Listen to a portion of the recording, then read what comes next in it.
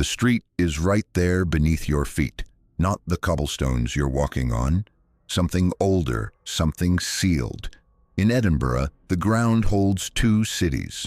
The one above moves with tourists and trams, and the low grey light of a Scottish morning. The one below has been sitting in the dark for 300 years. Its rooms are still furnished in places, its alleyways still run in straight lines, and the people who once lived there, who worked, slept, and died in those corridors, were simply built over, buried without ceremony beneath the foundations of a newer, cleaner city that preferred not to remember them. What exists beneath Edinburgh's old town is not a ruin in the traditional sense. It is not collapsed or eroded. It is simply covered. Entire streets, full-sized closes, multi-story buildings, all of it pressed down under the weight of the city that rose on top of them. The geography here did something unusual.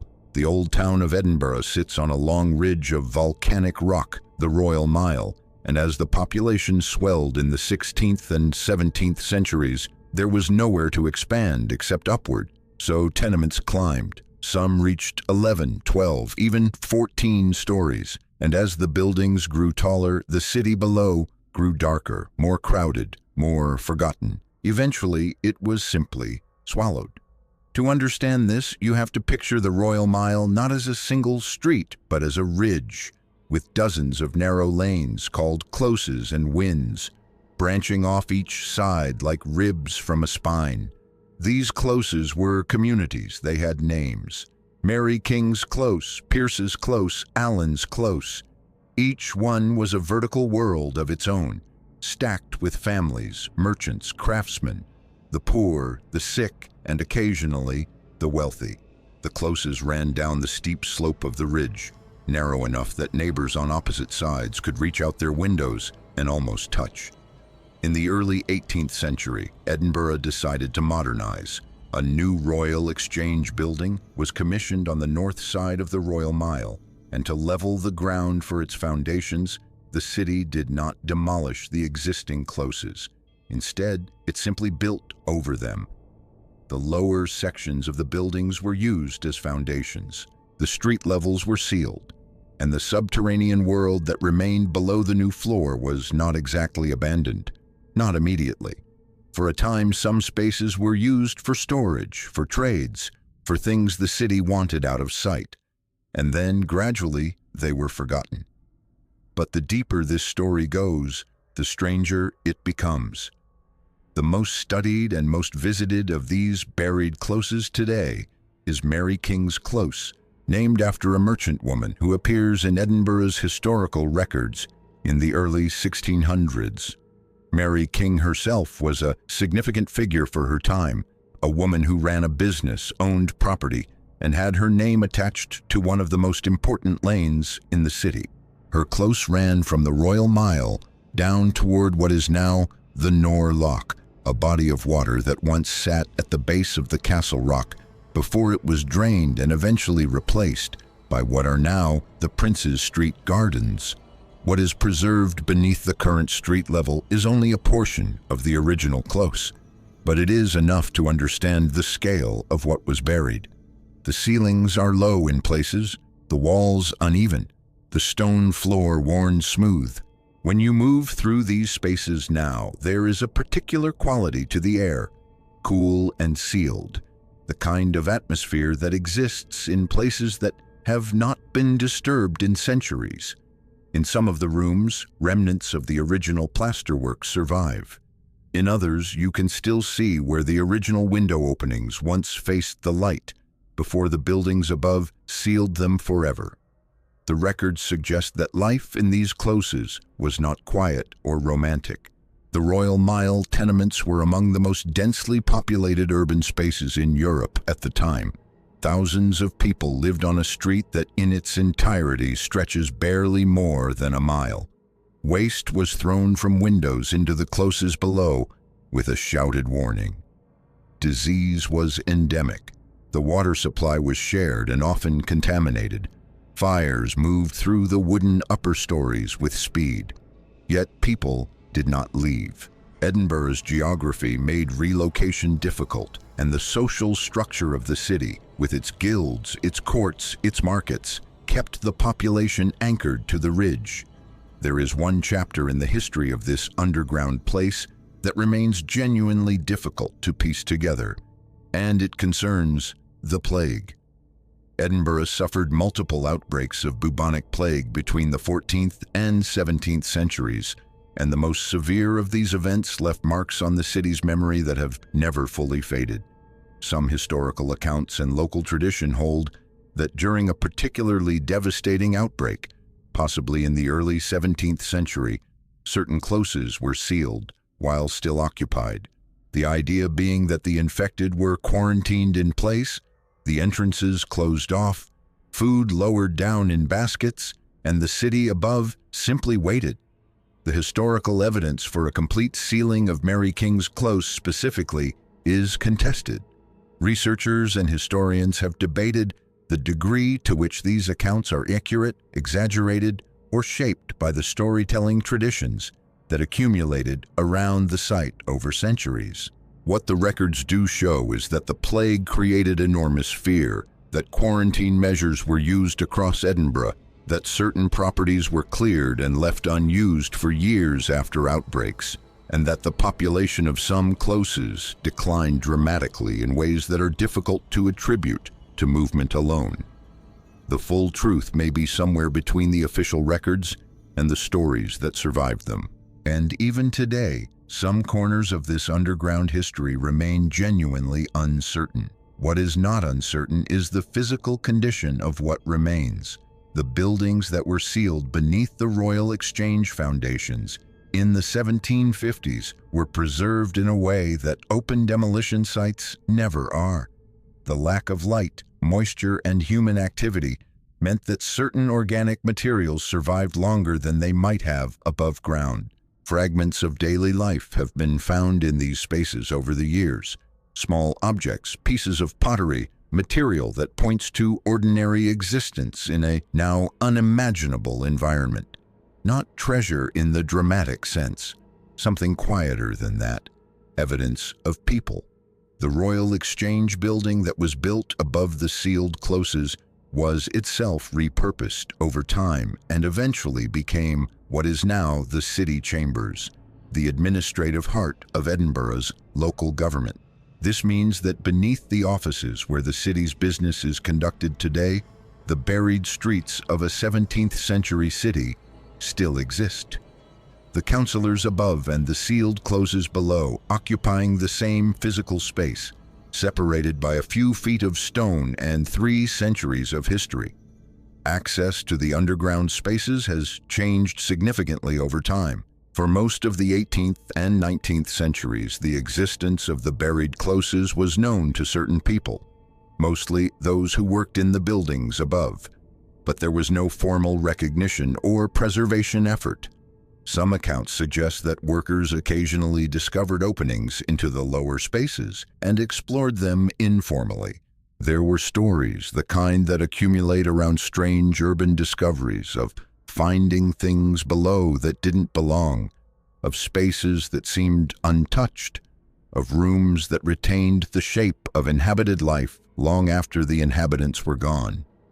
It was not until the 20th century that the site began to be formally examined, and not until much later that the idea of public access was pursued.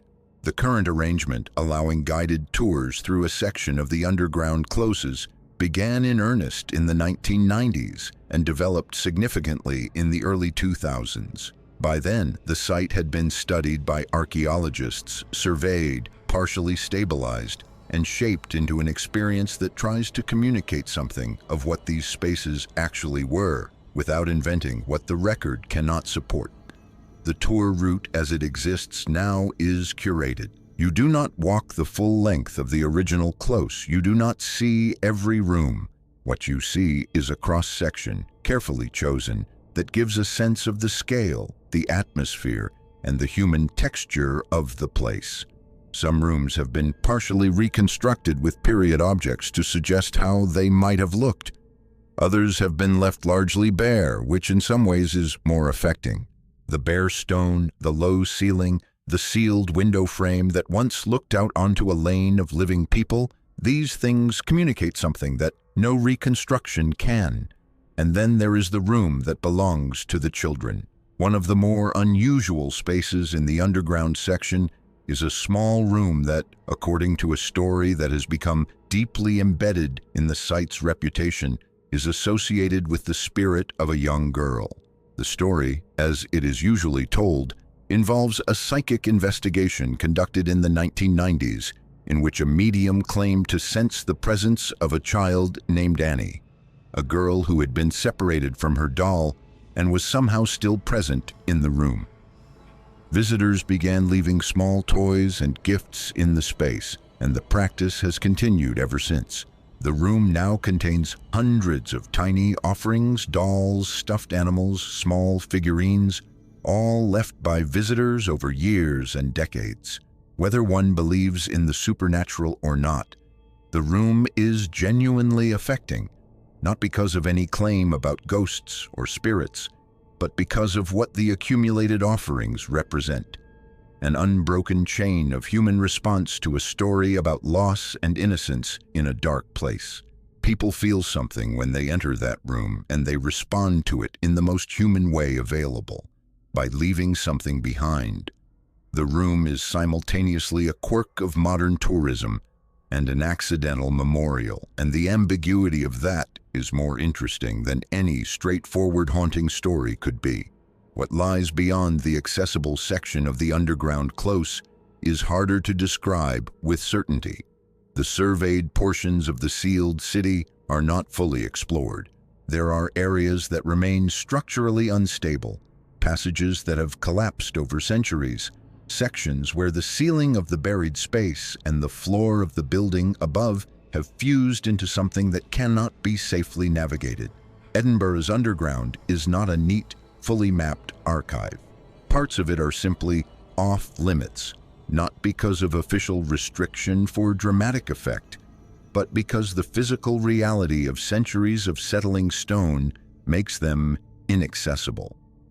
There are also other parts of Edinburgh's underground world that are separate from the Mary King's close site, but equally significant. Beneath the South Bridge, built in the late 18th century and stretching across a valley just east of the Royal Mile, lies another system of buried arches and chambers. The South Bridge vaults are a series of spaces built into the structure of the bridge itself, originally intended to be used as shops and workshops. For various reasons, including persistent damp and the lack of natural light, they fell into use by the poorest and most desperate residents of the city. People lived in these vaults with almost no light, no proper sanitation, and no formal recognition that they existed there at all. By the early 19th century, accounts suggest the vaults were home to criminals, the destitute, and those who had simply run out of options above ground. The vaults were eventually abandoned and sealed, and they sat largely forgotten until they were rediscovered in the 1980s during an archaeological survey. What the survey found confirmed much of what the historical accounts had described: evidence of occupation, of fire use, of people living in conditions that even by the standards of the time were extreme. The vaults today are also accessible through guided tours, and they represent a different texture of Edinburgh's underground world, not the buried domestic life of the closes, but something rawer, darker, a space that was always marginal, always at the edges of what the city above was willing to acknowledge. Taken together, what these spaces reveal about Edinburgh is something that applies to almost every old city in the world, though Edinburgh's geology and history make the evidence here unusually legible. Cities do not develop cleanly. They do not expand and then pause. They grow chaotically, layer by layer, and the older layers are not removed, but pushed down, built over, incorporated into the foundations of what comes next. The city above is always, in some sense, a negotiation with the city below. What Edinburgh did, building directly over its own streets and lives and histories, was simply more literal than most. The Royal Mile today is a tourist destination. The souvenir shops, the whiskey tastings, the castle at one end and the Parliament at the other. On a summer day, it moves with crowds and noise and the smell of warm stone. Nothing about it suggests that underneath, somewhere between the foundations of the city chambers and the compressed layers of volcanic rock, the outlines of Mary King's Close are still there, the walls, the floors, the window frames that face nothing. What is unresolved about Edinburgh's underground is not a single mystery to be solved. It is a collection of partial answers, contested histories, preserved fragments, and rooms that hold more questions than objects. The plague stories may be partly true, partly legend. The people who lived in these closes left records that are incomplete and shaped by the prejudices and limitations of who did the recording. The physical spaces themselves are not fully explored and may never be, and somewhere beneath the city chambers, in a section that no tour guide leads visitors into, in a passage that may or may not still be structurally sound, the city continues to exist in its sealed form. The same narrow corridor, the same stone floor, the same ceiling close enough to brush with your fingers. Dark now in a way it was never meant to be, waiting in whatever sense a buried place can wait. For nothing in particular, just existing as it has for 300 years beneath a city that prefers to keep its weight above ground.